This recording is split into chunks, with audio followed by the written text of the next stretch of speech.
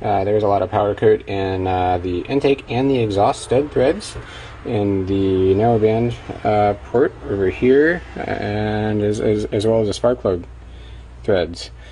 That wasn't that bad. You just throw the right tap in there and clean it out. Not a big deal. And if you don't do that and you get paint inside your engine, that kind of sucks, and you got to be careful. After all that powder is out, and on this last exhaust valve, the powder coating is in there badly enough. Sorry about the not sealing up, and it's just kind of a bummer. So hopefully these guys, I'm going to send this video to these guys, and hopefully they can correct the issues.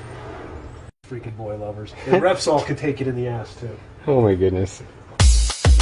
Bubbly, bubbly. Bubbly, bubbly. Set it! You see that girl with the big tic tac, she fi gimme the head to the floor.